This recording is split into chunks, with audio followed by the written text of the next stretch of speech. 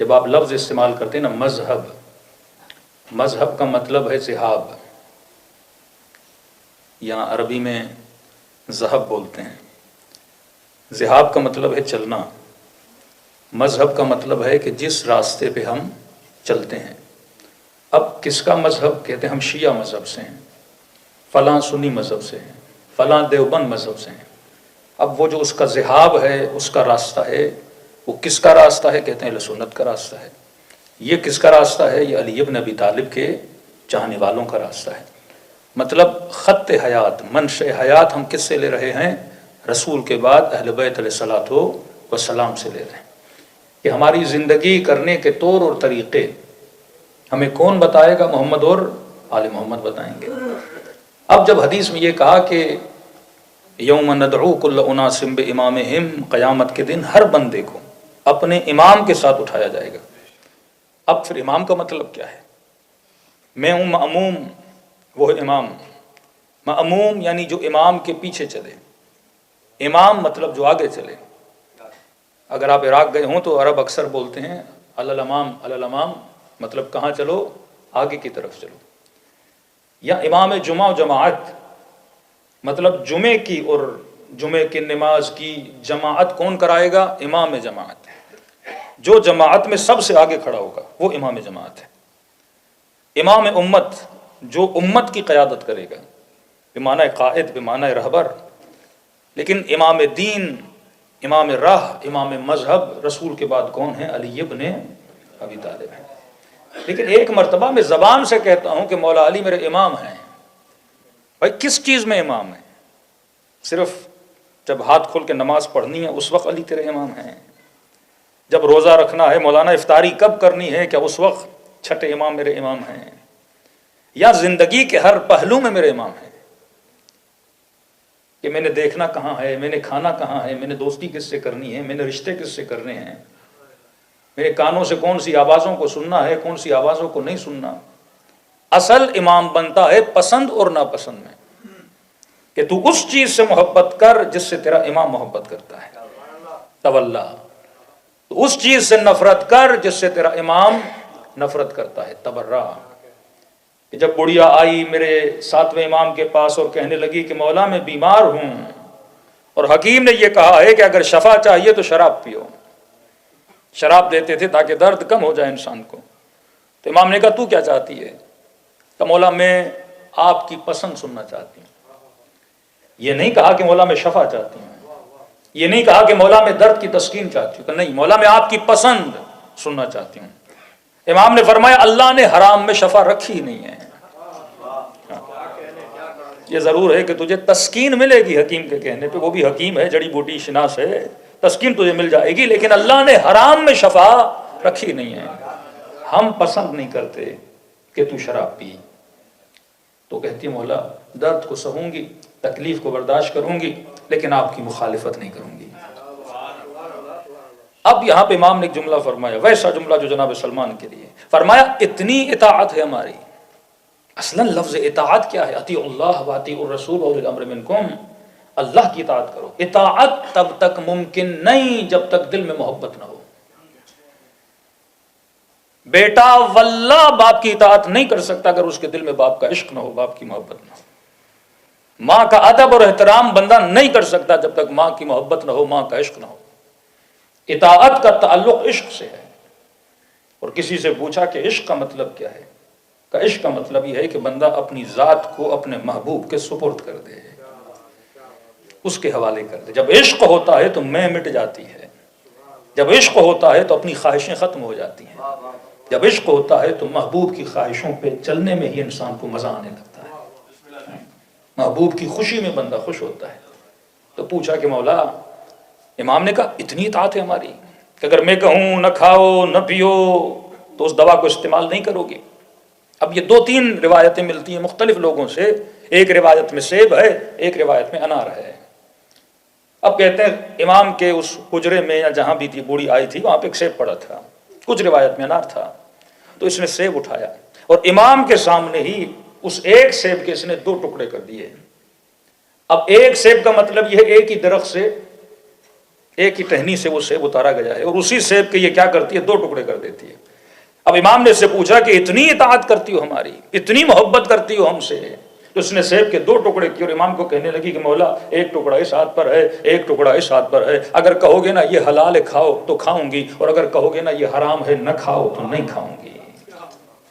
مولا یہ بھی سوال نہیں کروں گی کہ سیب ایک ہے، آدھا حلال کیسے ہوا، آدھا حرام کیسے ہوا۔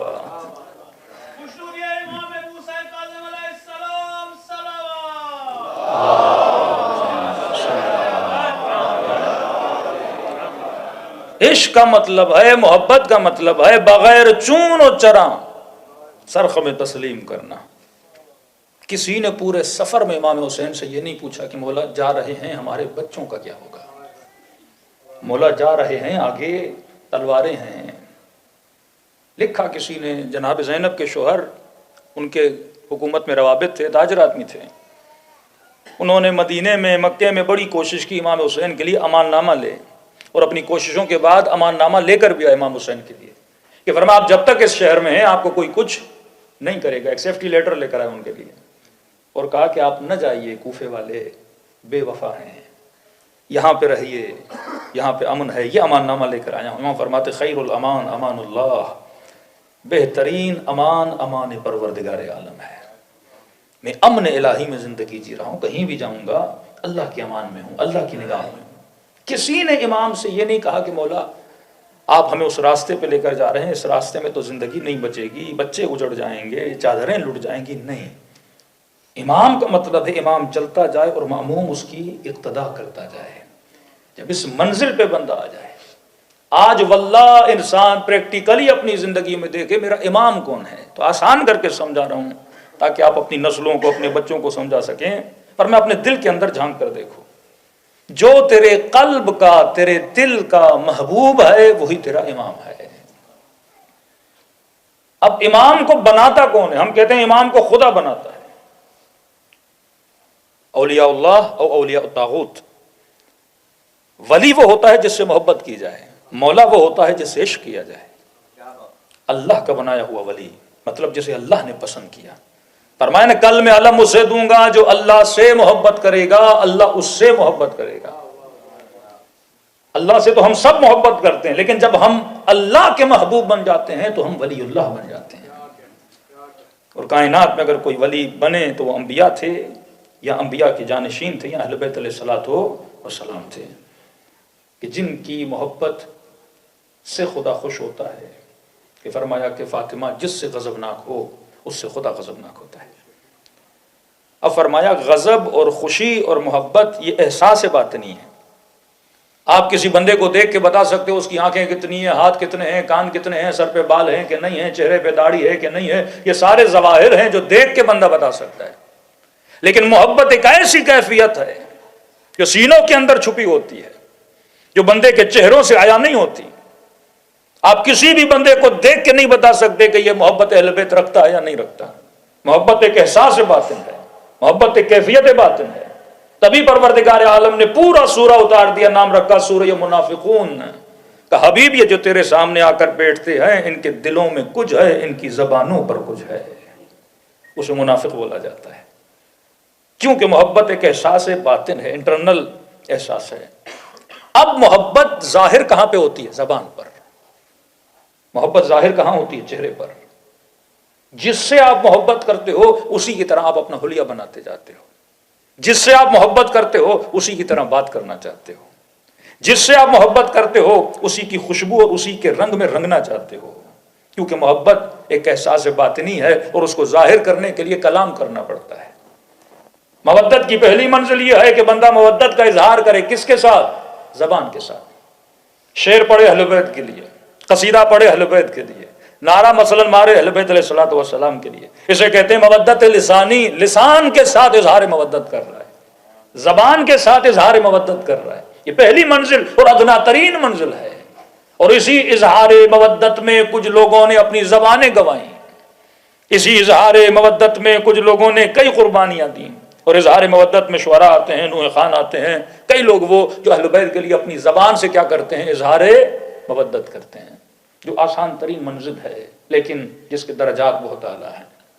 دوسری منزل اظہار مودت بالاعضاء والجوارح، اپنے بدن کے ساتھ اظہار مودت کرنا، اپنے اعضاء کے ساتھ اظہار مودت کرنا، جس منزل پر جناب میثم تمار فائز تھے، جس منزل پر شہداء کربلا فائز تھے، جنہوں نے اپنی جانوں کو، اپنے جسموں کو، اپنے اعضاء کو کٹوا دیا راہ پروردگار عالم اور محبت محمد اور آل محمد میں، جن میں سر فہرست جناب میثم تمار ہیں۔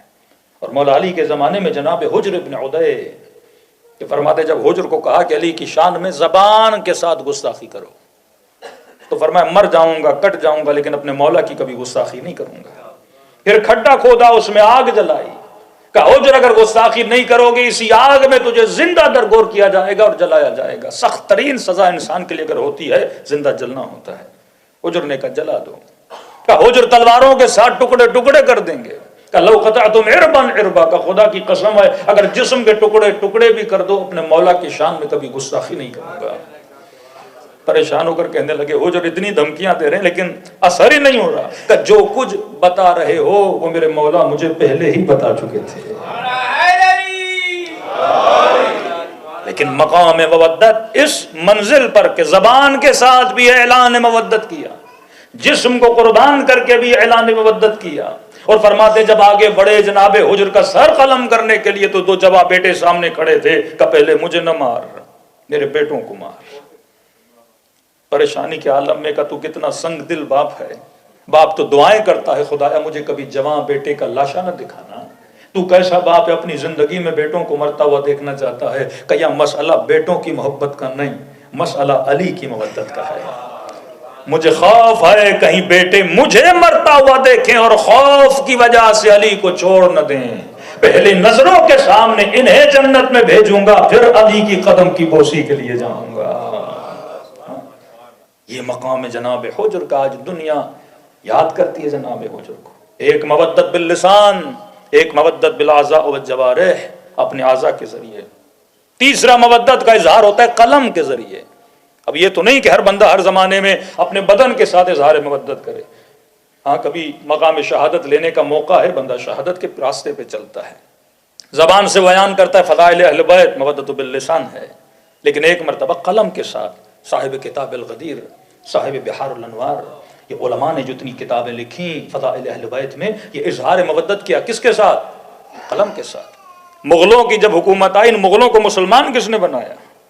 ان مغلوں کو بعض شیعہ کس نے بنایا؟ آپ کے بہت بڑے بڑے علماء نے، ایک عالم تھے نام ذہن میں نہیں ہے، لیکن مغل بادشاہ نے کہا تھا کہ اگر اب میں مسلمان تو ہو گیا ہوں لیکن آپ مجھے شیعہ بنا رہے ہو تو مکتب حقانیت شیعت کے لیے آپ کے پاس فرصت ہے، 2 دن کی یا 1 ہفتے کی ان کو فرصت دی تھی، آپ میرے لیے کتاب لکھ کر آئے۔ انہوں نے 1 ہفتے میں قطور بہت موٹی کتاب لکھی، دن رات کر کے حقانیت مکتب اہل بیت کے لیے۔ شہید اول، شہید ثانی، بڑے بڑے علماء نے کس کے ساتھ اظہار کیا؟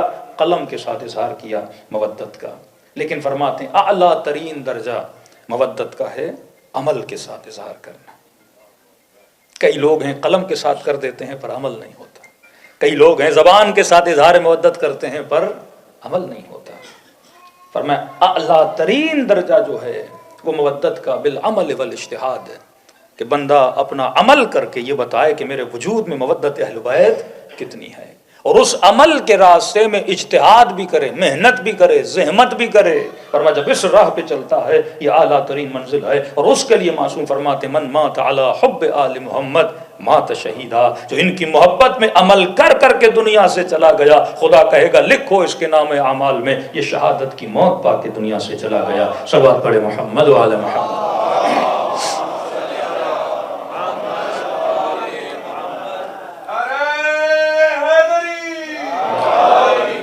اب جب تک محبت نہ ہو، امام وہ ہوتا ہے جو میرا محبوب ہوتا ہے۔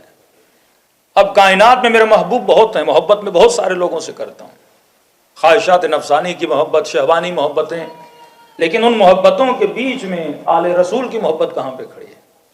اگر وہ محبت اپنی اعلیٰ ترین ڈگری پہ پہنچ جاتی ہے اسے کہتے ہیں مقام مودت۔ محبت سب سے کرو لیکن مودت حرام ہے کسی اور سے کرنا۔ مودت کس سے کرو؟ صرف اللہ سے اور آل رسول سے۔ جس سے مودت ہوتی ہے اس پہ سب کچھ قربان کیا جاتا ہے۔ اب بندہ کسی خاتون کے محبت اور عشق میں گرفتار ہو گیا اور مثلاً اس نے کہا کہ اپنا اسلام چھوڑو پھر میں تم سے شادی کروں گی، اس نے عورت کے لیے اپنے مذہب کو کیا کیا؟ قربان کیا. یہ مودت ہے. اب اس کا امام اس کی یہ بیوی ہوگی قیامت کے دن، اور اسی کے ساتھ اسے اٹھایا جائے گا. کسی کو کہا کہ نیشنلٹی چاہیے، ایک وکیل تھے آسٹریلیا میں، کہنے لگے مولانا یہاں پہ بہت سارے کیسز آتے ہیں، مولانا فیس لینا حلال ہے حرام ہے. میں نے کہا کیسے کیسز آتے ہیں؟ کہ کہتے ہیں مولانا اپنا وکیل صاحب ایک جھوٹا کیس ڈالیے، اور اس میں یہ جو آج کل LGBT اور سارے چکر چل رہے ہیں انہی کی اقسام میں سے ایک قسم ہمارے لیے لگا دیجئے کہ ہم اس خطے سے ہیں، اور کیونکہ ہمارے ملک میں یہ چیز بری مانی جاتی ہے، ایک اسائلم ڈال دیجئے. تو کہتے مولانا اس میں پیسہ بھی زیادہ ہے، پاسپورٹ بھی جلدی مل جاتا ہے، کیا کرنا حلال ہے یا حرام ہے؟ میں نے کہا خود سے پوچھے، مولوی سے پوچھنے کی ضرورت بھی نہیں ہے. اللہ نے اتنی عقل اور اتنی کھوپڑی تو ہر بندے کو دی ہے. بھائی اگر محبت و مودت اہل بیت ہے تو امام حسین کا جملہ جو کربلا میں ہے کہ ملئت بطونکم من الحرام، کہ تم آج اگر آل رسول کے مقابلے میں آ کر کھڑے ہو گئے ہو تو اس وجہ سے کیونکہ تمہاری شکم میں حرام کا لقمہ زیادہ جمع ہو چکا ہے. جھوٹ، لعنت اللہ علی القوم الکاذبین، خدا کی لعنت ہے جھوٹوں پر. اب ایک بندہ کبھی پاسپورٹ کے لیے، کبھی کسی خاتون کے لیے، کبھی کسی گاڑی کے لیے یہ کیا کرتا ہے؟ قربان کرتا ہے. کبھی اپنا دین، کبھی اپنا ایمان، کبھی اپنے ایموشنز، کبھی اپنا مذہب. تو یہاں پہ قربانی دینا کیا ہے؟ حرام ہے. مطلب میں نے اسے اپنا کیا بنا دیا؟ اس محبت کو میں نے اپنا امام بنا دیا ہے.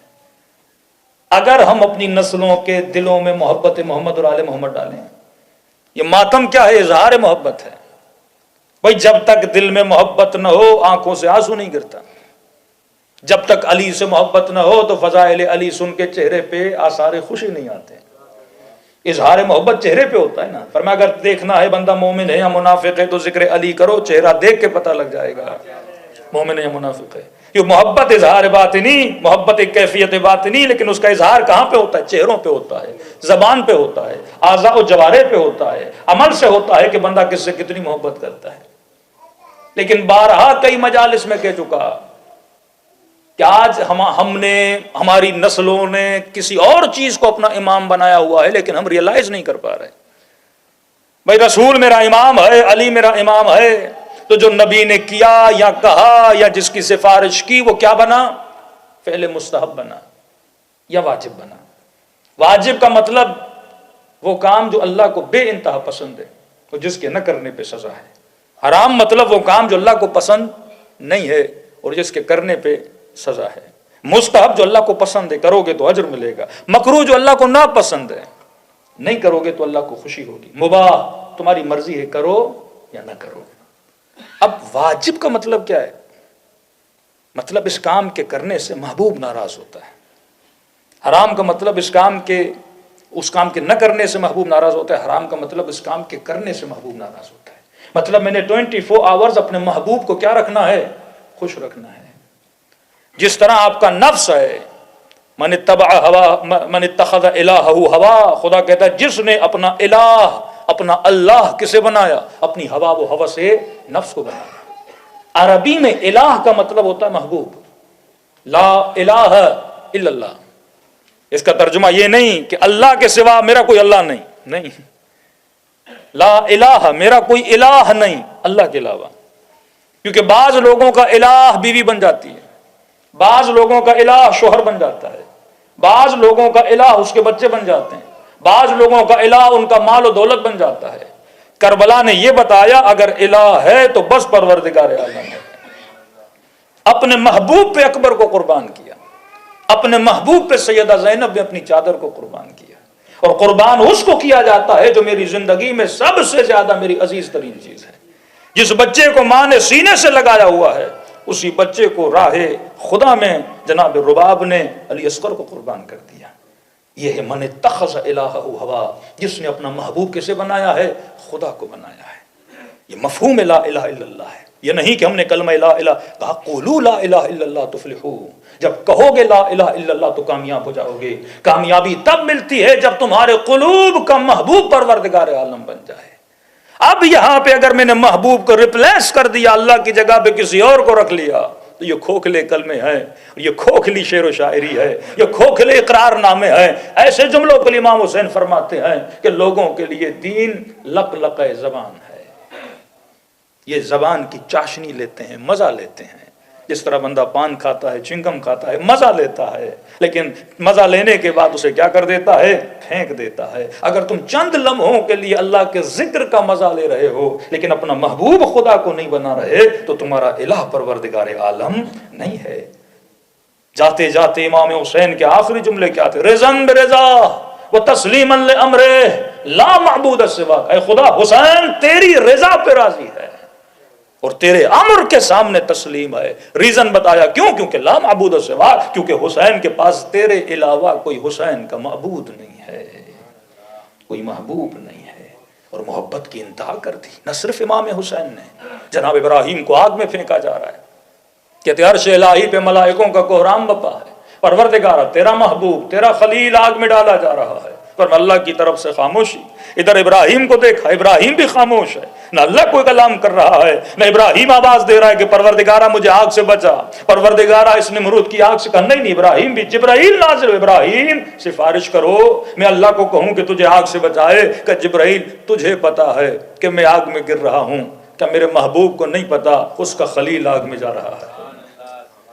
کہ اگر اسے بچانا پسند ہے تو ابراہیم کو بچنا پسند ہے، اگر وہ مجھے جلتا ہوا دیکھنا چاہتا ہے تو ابراہیم کو جلنا پسند ہے۔ جہاں اپنی مرضیاں ختم ہو جائیں، جہاں خالق کی مرضی پہ بندہ زندگی گزارے۔ اور فرماتے ہیں یہ بھی شیطان کا مشورہ تھا نمرود کو کہ منجنیق اس زمانے میں فرسٹ ٹائم منجنیق بنائی گئی، آگ اتنی بڑی تھی کہ وہ پریشان ہو گئے جناب ابراہیم کو آگ میں کیسے پھینکا جائے، کوئی بھی نزدیک جاتا تو آگ بھڑک رہی تھی، اس کے شعلے ان کو لگ رہے تھے، تو شیطان نے کوئی انسی لباسہ پہن کے اور ان کو ایک مشورہ دیا کہ منجنیق بنائی جائے۔ منجنیق میں ابراہیم کو ڈالا گیا، ہاتھوں میں رسیاں باندھی گئیں، پاؤں میں رسیاں باندھی گئیں اور وہاں سے دور سے پھینکا گیا۔ اب ہوا میں اڑتے اڑتے جناب ابراہیم جب آگ میں گرے تو کہتے ہیں اس آگ کو خدا نے گل و گلزار بنا دیا۔ ابراہیم نے اظہار محبت کیا، خدا نے بھی اظہار محبت کیا۔ یہ پہلی منزل عشق تھی جناب ابراہیم کے لیے، آگ میں گرنا۔ اب تصور کریں کہ 60-70 سال کی کوئی بوڑھی عورت ہو اور اسے یہ بولا جائے کہ خدا تجھے بچہ دے رہا ہے۔ 2 بیویوں نے بچے کا سن کے گویا چیخ اٹھی تھی، ایک جناب مریم ایک جناب بی بی ہاجرہ۔ فرمایا اس عمر میں خدا بچہ دے رہا ہے۔ کہتے بی بی نے اپنے چہرے پہ ہاتھ لگائے کہ اس عمر میں اور اتنے سالوں کے بعد خدا بیٹا دے۔ کہ بعض لوگ کہتے مولانا اللہ کا کرم ہوا 20 سال کے بعد اللہ نے بچہ دیا، 25 سال کے بعد اللہ نے بچہ دیا۔ کتنی محبت ہوتی ہے اس انسان کو اپنے بچے سے جو 20 سال کے بعد ہو، 25 سال کے بعد ہو۔ میں نے بعض لوگوں کو مینٹلی پرابلم میں دیکھا کہ جب 20 سال کے بعد بچہ ہوا اور چند سالوں میں بچہ بیمار ہوا مر گیا، تو عقیدہ کو بھی وہ ضعیف ہو گئے، اتنی محبت اس بچے سے۔ اب بچہ نئی پیدائش ہوئی، خدا کے ابراہیم اس بچے کو ایک ایسی سرزمین پہ لے جاؤ جہاں پہ پانی نہیں، جہاں پہ زراعت نہیں ہے، شدت گرمی ہے۔ نہیں پوچھا خدایا میرے بچوں کا کیا ہوگا، نہیں پوچھا خدایا پانی کا بندوبست کون کرے گا، نہیں پوچھا خدایا کھانے کا کیا ہوگا۔ جناب ہاجرہ فرماتی ہیں جب ابراہیم اس زمین پہ مجھے چھوڑ کے جا رہے تھے میں آخر تک انتظار میں تھی کہ ایک بار تو ابراہیم مڑ کے دیکھے گا۔ بیوی کی محبت ہوتی ہے، نیا بچہ پیدا ہوا اس کی محبت ہوتی ہے، کہ ایک بار تو جناب ابراہیم مڑ کے دیکھیں گے، کہ ہمیں چھوڑ کے گئے، ایک بار بھی ابراہیم نے مڑ کے نہیں دیکھا۔ یہ ہے اپنے وجود اور اپنی محبتوں کو اللہ کے سپرد کر دینا۔ اور جو بچہ جوان ہوتا ہے 13-14 سال کا، پھر حکم ہوتا ہے واپس پلٹو۔ پہلی رات اپنے بچے سے ملے ہیں، سینے سے اپنے لخت جگر کو لگایا ہے اور سونے کے بعد خواب دیکھتے ہیں کہ اپنے بچے کو ذبح کر رہا۔ کسی نے معصوم سے پوچھا کہ مولا خواب میں کیوں آیا؟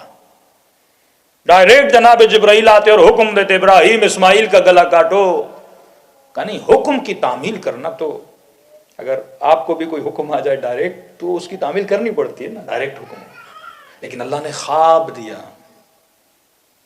کیونکہ خواب آیا تو شیطان نے وسوسے دینا شروع کر دی۔ ابراہیم یہ خواب ہے، لیکن وہ نبی اللہ تھا، وہ جانتا تھا اللہ کا حکم خواب میں بھی کبھی وسوسہ شیطانی کا شکار نہیں ہوتا۔ اور بیٹے سے کہا کہ بیٹا میں نے خواب دیکھا ہے کہ میں تمہارا سر قلم کر رہا ہوں کہ بابا جب خواب دیکھا ہے، جب حکم خدا ہے تو اس میں دیر کیسی؟ والد ابراہیم جیسا، بیٹا اسماعیل جیسا، لیکن ماں کے ایموشنز کو دیکھتے ہوئے ابراہیم اسماعیل کو لے کر گئے۔ بعض علماء یا بعض لوگ مجالس میں پڑھتے ہیں کہ جناب ابراہیم نے چھری چلائی نہیں تھی، چلا رہے تھے تو دمبا آ گیا تھا۔ علماء فرماتے ایسا نہیں تھا، بیٹے کے ہاتھ پاؤں باندھے، آنکھوں پہ اپنے پٹیاں باندھی، فزیکلی پریکٹیکلی جناب ابراہیم نے جناب اسماعیل کے گلے پہ چھری چلائی تھی، قربانی دے دی تھی۔ لیکن یہ الگ بات ہے کہ چھری گلا نہیں کاٹ رہی تھی۔ تبھی فرماتے کہ جب جناب اسماعیل واپس آئے اور جناب ہاجرہ نے گلے پہ لال نشان دیکھے تو رونے لگیں کہ یہ میرے بیٹے کے گلے پہ لال نشان کیسے؟ اتنی تیز چھری چلائی تھی کہ گلے پہ نشان آ گئے تھے۔ لیکن فرماتے جب پہلی چھری چلائی تو گلا نہیں کٹا، پھر استغفر اللہ پڑھ کے دوبارہ چھری چلائی، گلا نہیں کٹا۔ یہاں جناب ابراہیم کو جلا لایا، چھری کو پتھر پہ مارا، کہا اے چھری تو اللہ کی نافرمانی کیوں کر رہی ہے؟ جب خدا نے کہا ہے بیٹے کا گلا کاٹنا ہے تو میرے بیٹے کا گلا کاٹتی کیوں نہیں؟ کہتے ہیں بے زباں چھری سے آواز آئی، ابراہیم کروں تو کیا کروں؟ جلیل کہتا ہے، خلیل کہتا ہے کاٹو، جلیل کہتا ہے نہ کاٹو۔ وہاں پہ اللہ نے دمبا بھیجا تھا، اعجاز الہی سے جناب اسماعیل کو بچایا گیا، لیکن پریکٹیکلی جناب ابراہیم نے اطاعت کی۔ یہ قرآن مثالیں کیوں دے رہا ہے کہ بندہ خدا جب عشق ہے پروردگار عالم سے، یہ راہ قربانی ہے۔ خدا عزتیں دیتا ہے قربانیاں دینے والوں کو۔ کیوں جناب سلمان کی پیٹھ پہ رسول نے ہاتھ مار کے بولا کہ اس کی قوم ہوگی، اگر علم سریا پر بھی ہو تو وہ لے کر آئیں گے۔ کیوں ان شہداء کا ذکر غیبت امام زمانہ کی کتاب غیبت نعمانی میں آپ پڑھیں کہ امام کی غیبت سے ظہور سے پہلے خدا ایک قوم کو لائے گا جن کے ایمان فولادی ایمان ہوں گے، ایسی مائیں ہوں گی جو اپنے بچوں کو راہ خدا میں قربان کریں گی۔ کیوں رسول اپنے اصحاب کی محفل میں بیٹھ کے جب اصحاب نے پوچھا کہ یا رسول اللہ ہم سے بھی بہتر کوئی قوم ہے کہ ہم نے آپ کے ہاتھوں پہ ایمان لایا، ہم نے آپ کی مدد کی، کہاں تم سے بہتر بھی خدا ایک قوم لائے گا۔ کہتے قیامت کے دن سب اس قوم کو دیکھ کے حالت غبطے میں چلے جائیں گے، حسرت کھائیں گے۔ میں سے ہوتے یا رسول اللہ کون ہے؟ ہم نے آپ پر جانیں قربان کی، ہم نے بچے قربان کیے، ہم نے مال قربان کیا، ہم نے ہجرتیں کی آپ کے لیے، ہم سے بہتر بھی کوئی قوم ہے؟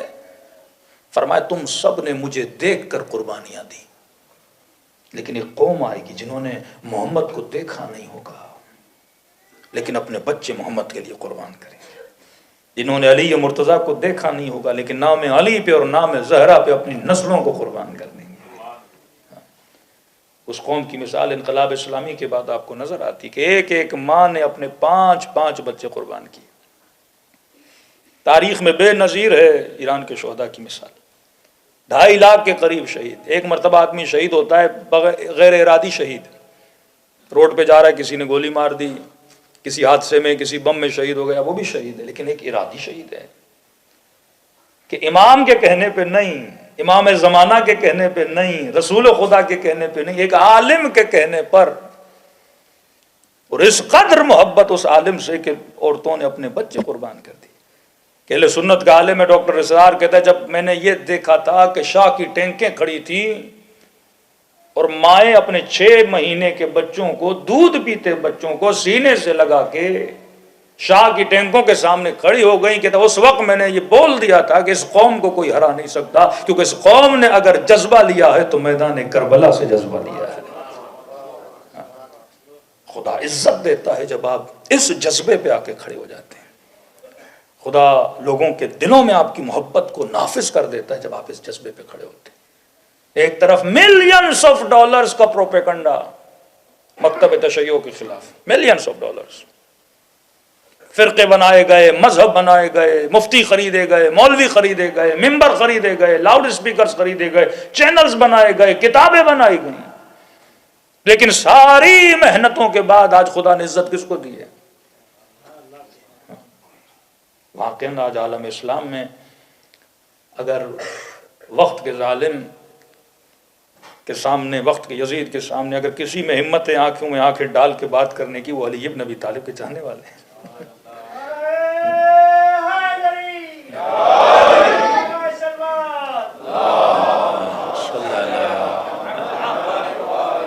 کوئی اپنے قصیدے یا میاں مٹھو بننے والی باتیں نہیں ہیں. یہ اسٹیٹمنٹس موجود ہیں اسرائیل کے پرائم منسٹر ہیں جو بھی ہیں نیتنیاہو کی.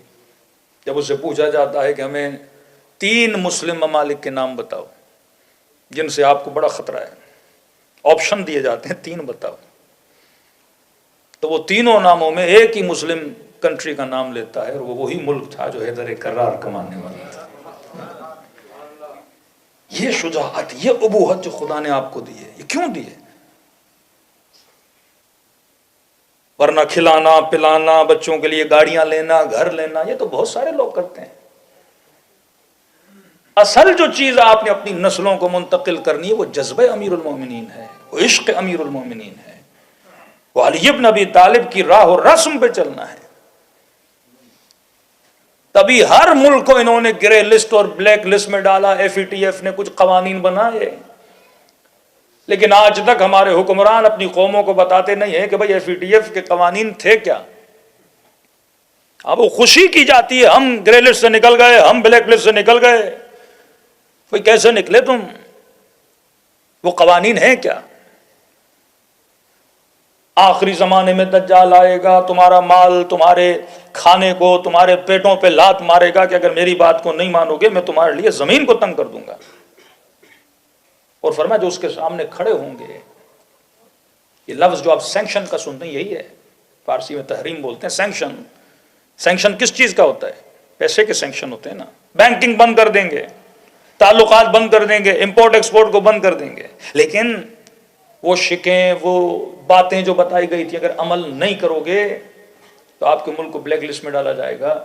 زیادہ اس کی تفصیل میں نہیں جا رہا، لیکن ان باتوں میں سے ایک بات یہ تھی کہ آپ اپنی قوموں کو اپنے شہداء کے تعریفی جملات اور نام اپنے بچوں کو نہیں بتاؤ گے. کہ ایران کے کرنسی کا نوٹ ہوتا تھا، وہاں پہ نوٹ پہ شہید فہمیدے کی پکچر ہوتی تھی. شہید فہمیدے کو 14 سال کا بچہ تھا کہ جنگ کے دوران ہر جگہ پہ عراقیز کا قبضہ ہو گیا تھا اور ایک ٹینک عراقیوں کا آ رہا تھا. اگر وہ ٹینک اس سنگر کو پار کر دیتا تو سمجھیے کہ وہ پورا خطہ ان کے قبضے، ان کے پاس کچھ بھی نہیں تھا. تو شہید فہمیدے وہ بچہ تھا جس نے اس ٹینک کے نیچے جا کے اپنی جان کی قربانی دی اور اس ٹینک کو کیا کیا تھا؟ تباہ کیا تھا. ایک شرط یہ تھی آپ اپنے بچوں کو شہداء کا درس نہیں دو گے، فداکاری کا درس، عشق محمد اور آل محمد کا درس آپ نہیں دو گے. جس طرح پاکستان میں شہید بھٹی اور فنا فلا، یہ ساری کتابوں سے قصے نکال دو. کیونکہ جب آپ کسی کو ہیرو بناتے ہو اور اس ہیرو سے نسلیں محبت کرتی ہیں، اور جب محبت کرتی ہیں تو اس کے راستے پہ، اس کی خط پہ وہ چلنا چاہتے ہیں نا. آج جنگ یہ ہے کہ خمینی کو ہیرو نہ بناؤ اس قوم کا، سید علی کو ہیرو نہ بناؤ اس قوم کا، سید حسن کو ہیرو نہ بناؤ اس قوم کا، کیونکہ ہیرو بناؤ گے تو یہ قوم اس کے پیچھے چلیں گی. ہاں اگر کوئی نشائی ہے، کوئی موالی ہے، کوئی بابا ہے، کوئی دن رات بیٹھ کے اللہ اللہ کروانے والا ہے، اسے ہیرو بنا دو، کوئی مسئلہ نہیں ہے. بند کمروں میں بیٹھ کر اللہ کا نام لینے والوں کو ان کا ہیرو بناؤ، کوئی ایشو نہیں ہے. لیکن ایسے کو ہیرو نہ بناؤ جو مردہ قوموں کو زندہ کرتے ہیں، جو قوموں کو نئے راستے، نئے نظاموں کی طرف لے کر جاتے ہوں. ان کو کبھی، کیونکہ ہیرو بن گیا تو رول ماڈل ہے. ہاں لیکن کوئی فٹ بالر، کوئی کرکٹر اس کا ہیرو بن جائے، کوئی مسئلہ نہیں. آپ اسٹار بولتے ہو نا، یہ بالی ووڈ کے ہیرو، یہ ہالی ووڈ کے ہیرو، ہاں یہ ہیرو بن جائیں، کوئی مسئلہ نہیں ہے. وہ تو چاہتے ہی ہیں یہ ہیرو بنے، یہ فٹ بالر ہیرو بنے، کرکٹر ہیرو بنے، یہ بچہ اس کا فالوور بنے، صبح سے شام تک ایک فٹ بالر کے پیچھے دوڑتا رہے، اسی کی طرح کپڑے پہننا چاہے، اسی کی طرح بال بنانا چاہے. اس خاتون کا اگر ہیرو بنانا ہے تو ایکٹریس کو ہیرو بناؤ. یہ نبی باطل ہے. یہ جو فلموں کے ڈائریکٹر ہیں، یہ جو ڈراموں کے، کیا بناتے ہیں آپ کے بچوں کے لیے؟ یہ کریکٹرز بناتے ہیں، یہ ہیرو بناتے ہیں. کس کو ہیرو بنا رہا ہے؟ ایک معاشرے کا سب سے کرپٹ ترین جو کریکٹر ہوتا ہے وہ ہیرو ہوتا ہے. آج وہ جو معیار تھے، جو ویلیوز تھی، وہ معاشرے سے ختم ہو گئی ہیں. پہلے ویلیو یہ تھی کہ بندے کا کریکٹر دیکھا جاتا تھا، بندے کی صفات دیکھی جاتی تھیں، بندے کا کردار دیکھا جاتا تھا، پھر معاشرہ اس کو اسٹیج پہ لاتا تھا یا اب بچوں کے سامنے لاتا تھا. آج معیار کیا بنا؟ ویورشپ. ویورشپ کس راستے سے ملی؟ یہ معیار نہیں ہے. کچھ بھی کر کے ویورشپ حاصل کرو. کپڑے اتار کے ویورشپ ملتی ہے کوئی مسئلہ نہیں، لو ویورشپ. لوگوں کو تنگ کر کے ویورشپ ملتی ہے کوئی بات نہیں، لو. کسی کے سر پہ پانی پھینک کر، کسی کے چہرے پہ کیک مار کر، الٹے پھلٹے حرکتیں کر کے ویورشپ لینی ہے لے لو. جب ویورشپ مل گئی آپ امام باطل بنے. اور وہ جو ویورشپ کے پیچھے تھے وہ قوم تھی جو آپ کی اتباع کرتی ہے. پھر انہی کو اسٹیج پہ لایا جاتا ہے. جب اسٹیج پہ آ گئے تو گویا امام بن گئے نا. آپ اپنی امام بارگاہوں میں، آپ اپنی مسجدوں میں، آپ اپنے گھروں میں کس کے فوٹو لگاتے ہو جو آپ کے رول ماڈل ہوتے ہیں؟ آج موبائلوں میں، آج ٹی وی پہ، آج سینما میں کن کے پوسٹرز لگتے ہیں؟ یہ امام باطل ہیں. 1 گھنٹہ اپنے بچوں کے دلوں میں آپ محبت محمد اور آل محمد ڈالتے اور 23 گھنٹے وہ آپ کی نسلوں کے دلوں میں باطل کی محبت ڈالتے رہتے. یہ وہ فکر تھی جو اہل بیت دینا چاہتے تھے کہ بندے خدا اپنی نسلوں کو یہ سمجھاؤ کہ ان کی سلیکشن عقل کی بنیاد پہ ہونی چاہیے. جب یہ شناس آ گئی نا کہ باطل کیا ہے، حق کیا ہے. ایک پڑھا لکھا پروفیسر اگر کوئی انگریز ہے، مسلمان نہیں ہے، صاف ستھرا بندہ، لیکن اسے یہ تمیز نہیں ہے کہ نجس کیا ہوتا ہے، پاک کیا ہوتا ہے. ایئرپورٹ پہ آپ دیکھتے ہو، جگہ جگہوں پہ آپ دیکھتے ہو پڑھا لکھا بندہ لیکن پتہ ہی نہیں اسے نجاست کیا ہے، پاکیزگی کیا ہے. لیکن ایک دیہات کا ان پڑھ ہوتا ہے، مسلمان ہو لیکن اسے یہ پتا ہوتا ہے نجس کیا ہے، پاک کیا ہے. یہ شناس وہ نعمت تھی جو رسول ہمیں دے کر گئے. یہ شناس، یہ پہچان. آج مکتب اہل بیت کے چاہنے والوں کو یہ پہچان ہے کہ امام کسے بنانا، یہ اللہ کی نعمت ہے. لیکن مد مقابل دوسرے مسلمان ہیں کچھ ایسے جن کو یہ علم، یہ پہچان، یہ تمیز ہی نہیں ہے کہ امام کسے بنایا جاتا ہے. جو جمعے کی نماز بدھ کو پڑھا دے وہ بھی امام ہے. جو حالت شراب میں صبح کی 2 رکعت 4 رکعت پڑھا دے وہ بھی امام ہے. اور جب اس سے پوچھا جائے جناب 4 رکعت کیوں پڑھائی؟ کہ اللہ کا شکر کرو میں نے کم تو نہیں کیا، زیادہ پڑھا دیا ہے، چلو سب جاؤ ثواب لو.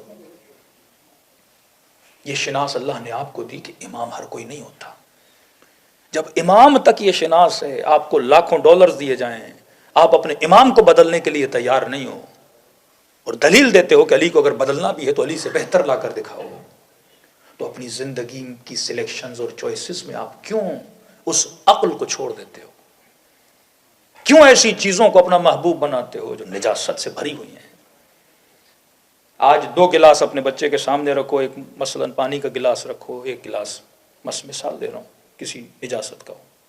یہ شناس ہے نا بچے کو کہ بیٹا اس کو اٹھانا ہے، اس کو نہیں اٹھانا، یہ نجس ہے، یہ پاک ہے. جب شناس دے دی نا، یہ تربیت دے دی، اب یہ بچہ معاشرے میں چلا جائے گا. اس کے سامنے بھی جب 2 گلاس آئیں گے نا، ایک نجاست کا ہوگا، ایک طہارت کا ہوگا، یہ کسے اٹھائے گا؟ طہارت کو اٹھائے گا. یہ سلیکشن اینڈ ریلیشن، یہ 2 چیزیں اگر ہم نے اپنے بچوں کو سمجھا دیں کہ بیٹا محبت بھی بالکل اسی طرح ہے. دکانوں میں جاتے ہو، مالز میں جاتے ہو، یہ پوری کائنات سمجھو ایک ویٹرین میں تمہارے سامنے پڑی ہوئی ہے. وہ چلتے پھرتے انسان ہوں، وہ چلتے پھرتے حیوان ہوں، یہ مٹیریل چیزیں ہوں، یہ سب تجھے اپنی طرف بلاتی ہیں. ان کے اندر کھچاؤ ہے، ان کے اندر اٹریکشن ہے. یہ جو لگژری لائف ہے یہ تجھے اپنی طرف بلاتی ہے. ہر بندہ دعوت دے رہا ہے اس معاشرے میں. ایک درخت بھی اگر خوبصورت درخت کھڑا ہے وہ بھی تجھے اپنی طرف کھینچ رہا ہے، دعوت دے رہا ہے. خوبصورت چہرہ بھی تجھے اپنی طرف بلاتا ہے، اچھی آواز بھی تجھے اپنی طرف بلاتی ہے، ایک مہنگی گاڑی بھی تجھے اپنی طرف بلاتی ہے. اس چیز میں تب تک میرے لیے کشش نہیں جب تک اس کی محبت میرے دل میں نہیں. بزنس جو پڑھتے ہیں اکنامکس کے، جنہوں نے کورسز کیے ہوئے ہیں، کہتے ہیں کہ سیل وہیں ہوتی ہے جہاں ڈیمانڈ ہو. یہ اصول ہے بزنس کا. ڈیمانڈ نہیں تو سیل نہیں. اگر مجھے پتا ہے یہاں پہ پاکستانی کمیونٹی رہتی ہے تو وہاں میں نہاری بناؤں گا تو بکے گی، بریانی بھی بکے گی. لیکن پتا ہے سارے گوروں کی کمیونٹی، وہاں پیزا بکے گا، برگر بکے گا. اب بیوقوف بندہ ہوگا نا جو گوروں کی کمیونٹی میں بریانی بیچنا شروع کر دے، ڈیمانڈ ہی نہیں ہے. اتنی عقل تو ایک فقیر کو بھی ہے. پاکستان میں ہم گاڑی چلاتے ہیں تو یہ فقیر بڑے شانے ہوتے ہیں. آ گیا کھڑکی کے کنارے کھڑا ہو گیا، پہلے کہتے ہیں اللہ کے نام پہ کچھ دیں، پھر پوری گاڑی کو دیکھتا ہے. اب کہیں پہ عالی مدد کا ٹیگ لگا ہے یا سر پہ امامہ پڑا ہے، فوراً کہتا ہے پنجتن کے صدقے میں دیجئے، ہاں علی کے صدقے میں، حسین کے صدقے میں، اللہ تجھے نوازے. پھر آپ نے کچھ دے دیا، گاڑی آگے گئی، پھر پیچھے سے اگر کسی مفتی کی گاڑی آ جائے جس کی مونچھوں کو طوفان اڑا کے لے گیا ہے، اسے کبھی بولے گا علی کے صدقے میں دو؟ فقیر کو بھی پتا ہے کہ کس کو کون سا واسطہ دینا ہے. وہ آپ کی محبتوں کو دیکھ کے ڈیمانڈ کرنا شروع کر دیتا ہے. اصول ہے. میں نے اگر ممبر پہ بیٹھ کے کوئی چیز بیچنی ہے تو کیسے بیچوں گا؟ پہلے کسی چیز کی محبت ڈالوں گا آپ کے دل میں. ہاں، ہمارے ایک مولانا مرحوم کہتے ہیں مولانا خواتین انہیں بڑا پسند کرتی تھیں. میں نے کہا یقیناً تعویذ دیتا ہوگا. ہر بندے کو سائیکولوجی کا پتہ لگ جاتا ہے کہ بچے کو کیا بیچنا ہے، جوان کو کیا بیچنا ہے، بوڑھے کو کیا بیچنا ہے، مردوں کی کمزوری کیا ہے. ہاں، ہر کسی کو پتہ ہے. نبض ہاتھ میں ہوتی ہے. جب آپ کو اتنی شناخت ہے، شیطان کو نہیں پتا. شیطان کو نہیں پتا کس کو کیا کرنا ہے. یوسوس فی صدور الناس من الجنۃ والناس، وہ تمہارے سینوں میں باطل کے وسوسے لاتا ہے، پہلے محبتیں بھرتا ہے. اب بھائی شیطان کے بھی تو کچھ ٹولز ہیں، ابزار ہیں، آلات ہیں. کس کے ذریعے گمراہ کرتا ہے ہماری نسلوں کو؟ یہی میڈیا، یہی موبائل، یہی ٹی وی، یہی سنیما. اپنے اماموں کو لاتا ہے، ان کو اپنے بچہ آپ کے نسلوں کا محبوب بناتا ہے، پھر اس کے ذریعے پروڈکٹ بچواتا ہے، اس کے ذریعے فیشن بناتا ہے، اس کے ذریعے پورے معاشرے کو کیا کرتا ہے؟ اپنے قبضے میں لے لیتا ہے. اور اس دور میں اگر امام حسین کا کوئی ٹی وی ہے تو وہ منبر حسین ہے. یہ وہ نعمت ہے جو امام حسین نے آپ کو دی ہوئی ہے.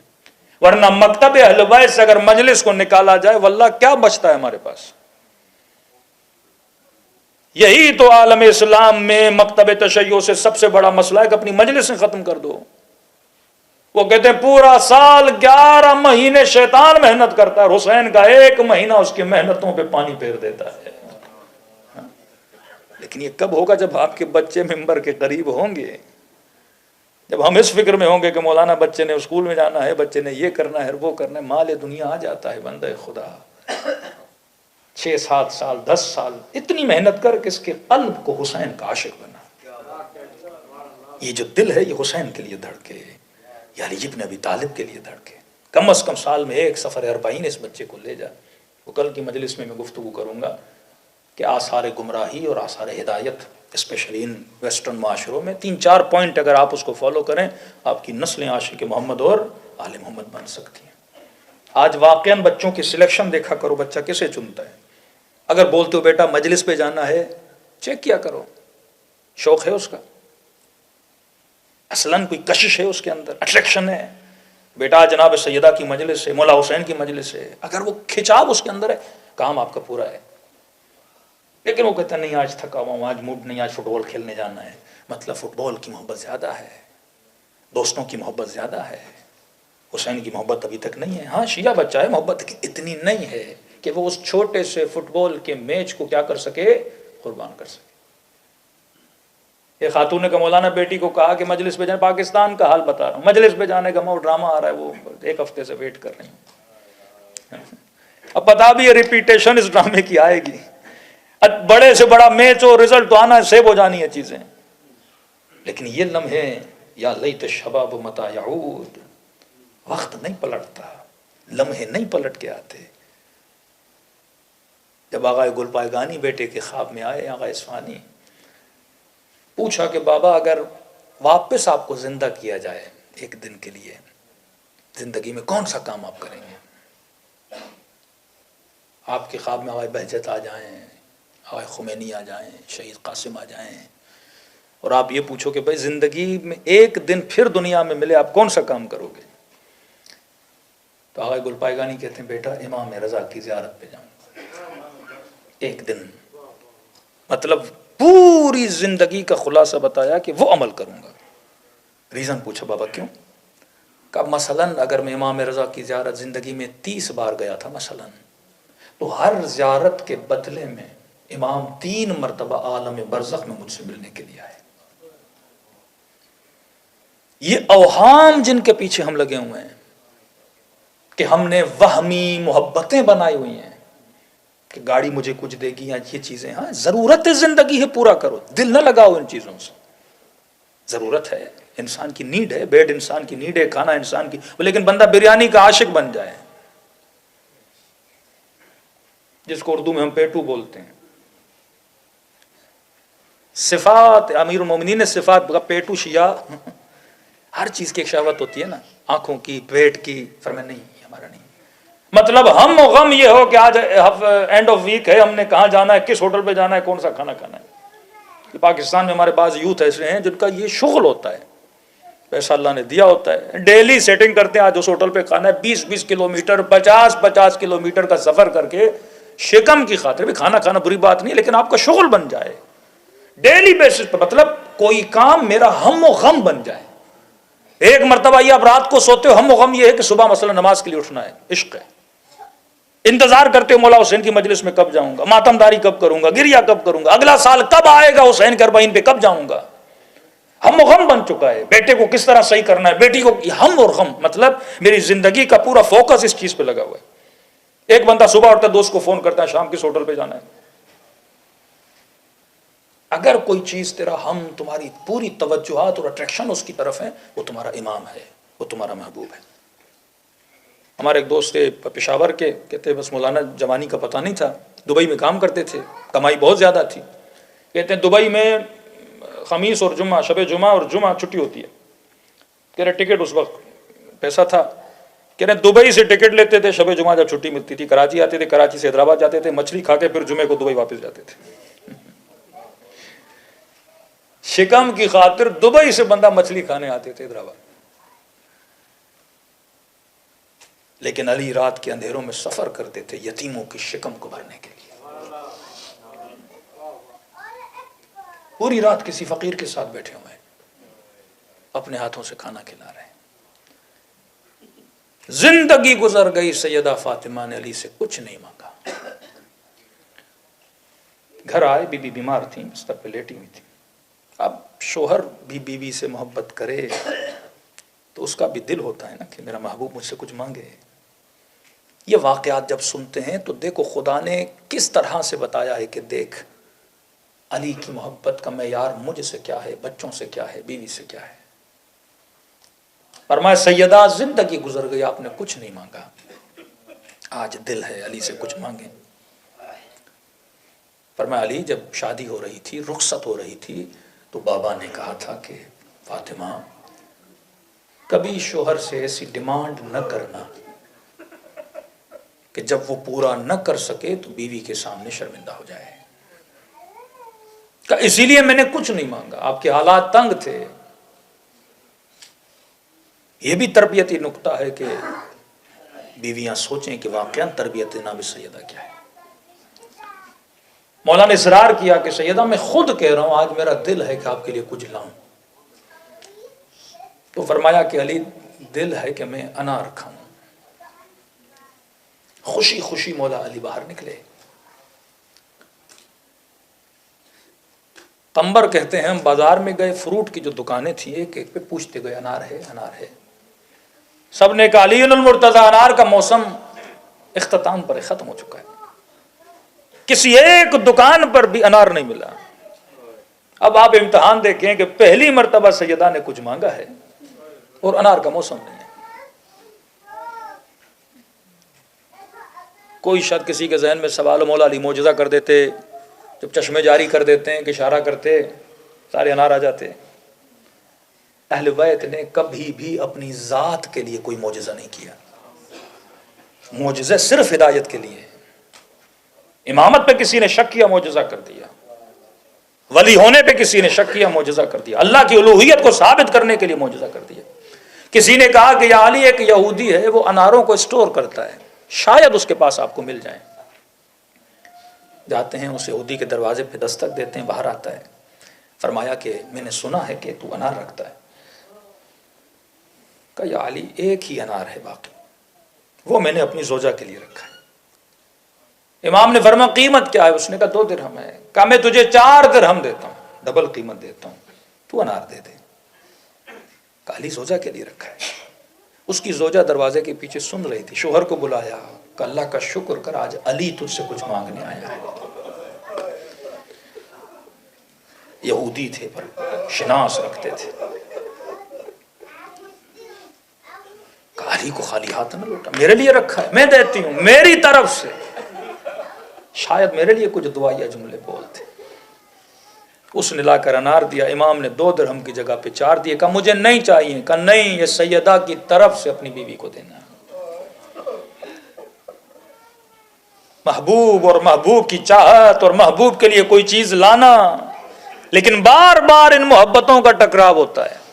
اب انار لے کے قمبر کے ساتھ جا رہے ہیں, کسی خرابے سے کسی فقیر کی آواز آئی, کئی دن گزر گئے, میں نے کچھ کھایا نہیں ہے, کیسے ممکن ہے علی آواز سنے اور نہ جائیں؟ فوراً خرابے میں آئے, فقیر دیکھا آنکھوں سے نابینا ہے. امام ساتھ بیٹھے, کا فقیر کچھ نہیں کھایا؟ کا نہیں کچھ نہیں کھایا. کہ اپنے غلام کو کہتا ہوں تیرے لیے جو کی روٹی لائے, کھجور لائے. کہتا ہے میرا دل ہے انار کھاؤں. یہ امتحان محبت ہے. معصوم فرماتے فقیر کی صدا ایسے سمجھو اللہ کی صدا ہے جو تیرے قریب آ رہی ہے. فقیر مانگ رہا ہے, آپ راہ خدا میں دیتے ہو. فقیر کو دینا اپنی محبت تو نہیں, اللہ کی محبت ہے. انار لے جانا سیدہ کی محبت ہے, بیوی کی محبت ہے. علماء فرماتے مولا یہ بھی تو بول سکتے تھے نا, انار کا موسم نہیں ہے, فقیر ہے, نابینا, اسے کیا پتا امیر المومنین کے ہاتھ میں انار ہے. بول دیتے فقیر انار کا موسم نہیں ہے, کھجوریں دیتا ہوں, پر یہ علی ہے. کہ تیری قسمت اچھی ہے کہ علی کے ہاتھ میں ایک انار ہے. لیکن دیکھو میرا کوئی بیمار ہے, اس نے بھی مجھ سے انار کا بولا تھا, تو ایک کام کرتا ہوں, اس کے 2 حصے کرتا ہوں, آدھا تو کھا, آدھا میں اپنے بیمار کے لیے لے جاتا ہوں. فقیر نے کہا ٹھیک ہے. تاریخ لکھتی علی نے اپنے ہاتھوں سے انار کے 2 ٹکڑے کیے. محبت اتنی فقیر سے خود دانے نکالے, اپنے ہاتھوں سے اس نابینا کو آدھے انار کے دانے کھلائے. کہ اب اگر بولو تو میں رخصت ہو جاؤں. اس نے کہا بندے خدا ایسا نہیں ہو سکتا, دوسرا آدھا بھی مجھے دے دو, میرا دل ہے. اب ایک طرف بیوی کی محبت ہے, ایک طرف وہ فقیر ہے جسے علی خدا کی محبت میں کھلا رہے ہیں. رضن برضا, دوسرا آدھا انار بھی علی نے دے دیا. فرماتے مولا جب گھر جا رہے تھے, یقیناً شوہر ہیں, سوچ رہے ہوں گے کہ سیدہ پوچھیں گی علی انار ملا کہ نہیں ملا, اور بولوں گا سیدہ ملا تھا, فقیر کو دے دیا. لیکن علی کو اطمینان ہے کیونکہ زوجہ فاطمہ ہے. جو قبلہ محبت علی کا ہے وہی قبلہ محبت سیدہ فاطمہ کا ہے. لیکن اگر کوئی عام بیوی ہوتی اور شوہر یہ بولتا کہ میں نے فقیر کو دے دیا, کیا عالم ہونا تھا. جب محبتیں ایک ہو جاتی ہیں تو گھر میں سکون آتا ہے. جب باپ کی محبت, ماں کی محبت, بچے کی محبت, ماں ہاجرہ جیسی, باپ ابراہیم جیسا, بچہ اسماعیل جیسا, تو گھر میں سکون آتا ہے. باپ حسین جیسا, بچہ اکبر جیسا, بھائی عباس جیسا, بہن زینب جیسی, گھر سکون والا بن جائے. کیونکہ سب کی محبتوں کا قبلہ ایک ہے. یہاں نماز جماعت ہوتی, اختلاف کیوں نہیں ہوتا؟ کیونکہ قبلہ کعبہ ہے اور قبلہ ایک ہے. جب قلب کے قبلے کی محبتیں ادھر ادھر ہو جاتی ہیں تو اختلافات جنم لیتے ہیں. فرماتے ہیں گھر گئے, عجیب منظر دیکھا امیر المومنین نے. جب گھر سے نکلے تھے تو سیدہ بیمار, بستر پر, اٹھنے کی طاقت و توانائی نہیں. جیسے مولا نے گھر کا دروازہ کھولا, کیا دیکھا؟ سیدہ گھر کے صحن کو جھاڑو دے رہی ہیں, طبیعت ٹھیک ہو چکی ہے. فرمایا اے دختر رسول, آپ تو بیمار تھیں, اچانک سے ٹھیک ہو گئی. فرمایا علی اچانک سے نہیں ہوئی. کیا ہوا؟ کہ علی جو انار تو نے بھیجے تھے, جو آپ نے انار بھیجے تھے, ان کو کھایا اور مجھے شفا مل گئی. کہ میں نے کون سے انار بھیجے تھے؟ کہ کوئی دروازے پر آیا, اناروں کی پوری پیتی لے کر آیا اور کہنے لگا کہ یہ انار علی نے فاطمہ کے لیے بھیجے ہیں. اللہ کی راہ میں ایک دیا, اللہ نے جبرائیل کے ہاتھوں کئی انار کر کے بھیج دیے. یہ وہ گھرانہ ہے جس گھرانے سے ہم نے سیکھ کے اپنے گھرانوں میں سکون اور الفت کو پیدا کرنا. تبھی فرمایا خلوص دل سے میرے حسین کو سلام کرو, خدا تجھے ثواب زیارت حسین عطا کرتا ہے. سارا معاملہ خلوص کا ہے اور عشق کا ہے. اگر صلوات لندن سے بھی خلوص سے بھیجی جائے تو امام حسین فرماتے ہم کہیں گے لکھو اس کے نام اعمال میں, اس نے ثواب زیارت حسین کما دیا. پوچھنے والے نے کہا کہ مولا ایک سلام سے ثواب زیارت. فرمایا اگر سلام کرو نہ چاہتے ہوئے تیری آنکھوں میں آنسو آ جائیں, یہ مت سمجھنا یہ تیرے آنسو ہیں, حسین نے تجھے تیرے سلام کا جواب دیا. یہ پرسیداری کے دن ہے, دلوں کو کربلا لے جائیں اور نام حسین کی محبت اپنے اور اپنی نسلوں کے دلوں میں پیدا کریں. السلام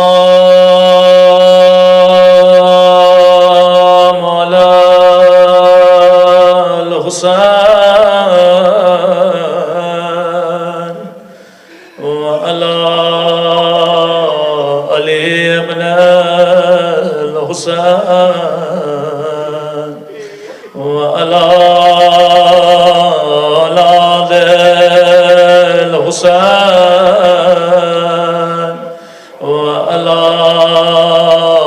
أصحاب الحسين سب مل کے السلام على الحسين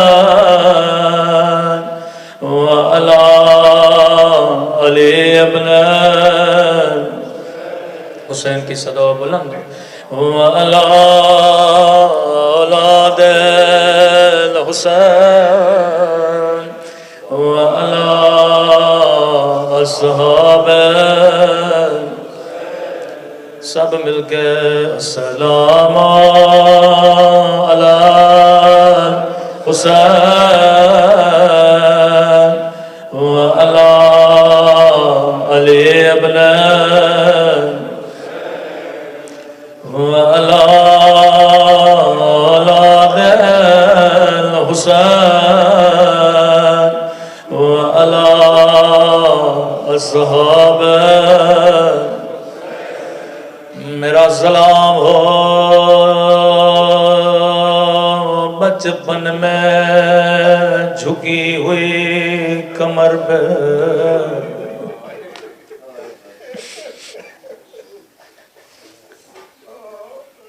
میرا سلام ہو ان ننھے سے زخمی رخساروں پہ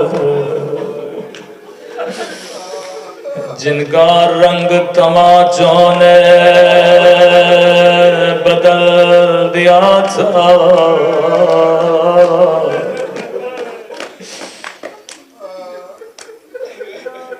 میں نے کل اور پرسوں بھی مجلس میں عرض کیا تھا اگر مدینے میں زہرا کو تماچا نہ مارا جاتا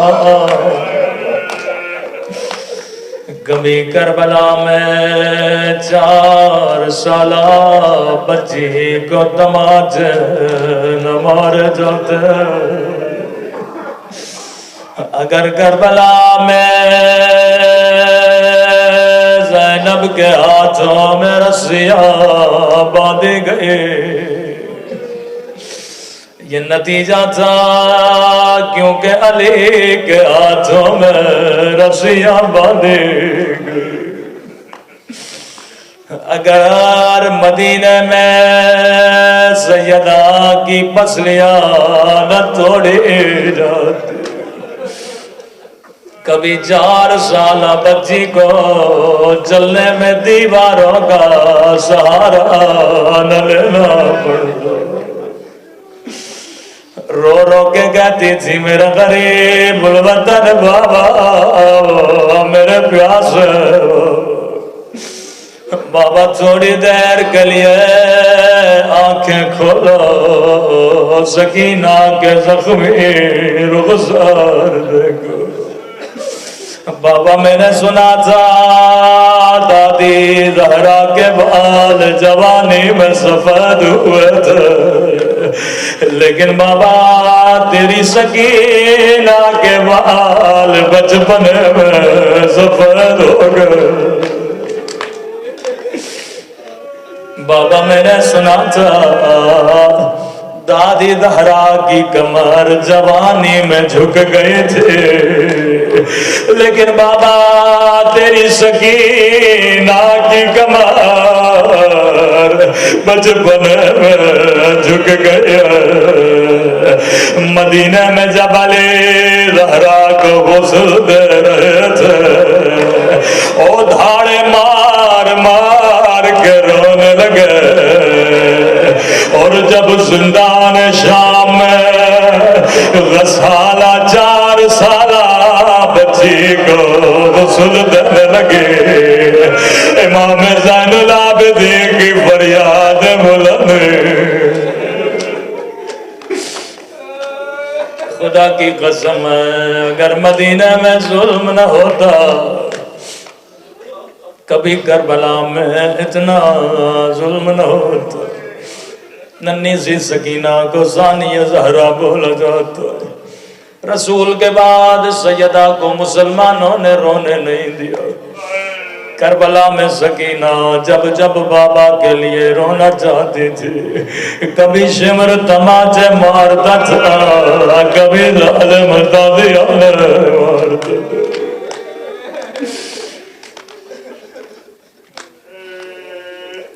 غسل دیا، کفن دیا، سیدہ کا پاک جنازہ علی نے گھر کے صحن میں رکھا۔ میں اکثر دعا کرتا ہوں خدا بچپن میں کسی بچے کو یتیم نہ بنائے، بیٹے ماؤں سے بڑا پیار کرتے۔ فرمایا فضا بچوں کو کہو آخری بار اماں کی زیارت کر لے، اس کے بعد اماں کا چہرہ شاید دیکھنے کو نہ ملے۔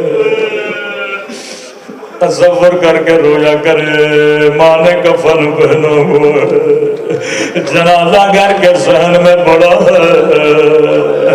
یہ بھی علی نے منع کیا بچوں آہستہ آہستہ رو، کیونکہ سیدہ کی وصیت ہے علی غسلِ بلال غسلِ بلال، علی مجھے رات میں غسل دینا، رات میں دفن کرنا۔ بی بی فضا فرماتی ہے ننھے بچوں نے تمیزوں کو دانتوں میں جکڑا ہوا تھا، کوئی بچوں کے رونے کی آواز نہ سنے۔ کہ بچوں جلدی کرو، ماں سے خدا کا حافظ کرو۔ بی بی زینب آگے بڑھے، اماں کے ماتھے کا بوسہ لینے لگی۔ بی بی ام کلثوم آگے بڑھے، اماں کے سینے سے لپٹ گئے۔ امام حسن آگے بڑھے، ماں کے قدموں پہ سر رکھ کے رونے لگے۔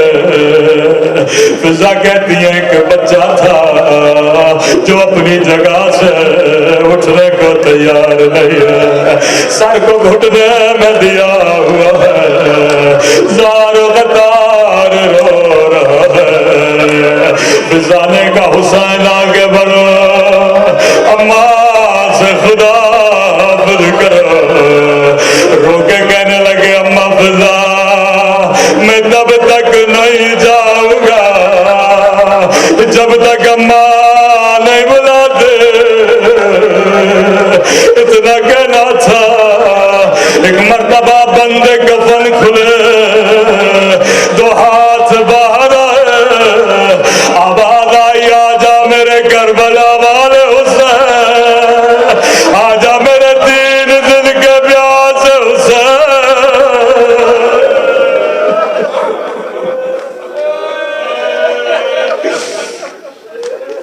یتیم بچے دوڑے دوڑے آگے بڑھے،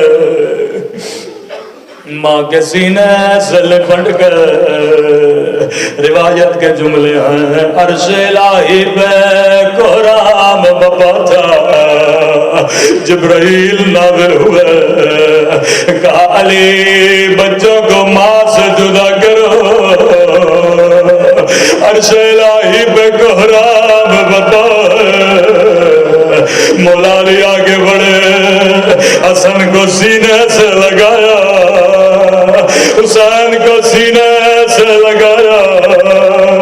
میں کہا مولا حسین ہائے آپ کی یتیمی، ہائے آپ کی قسمت۔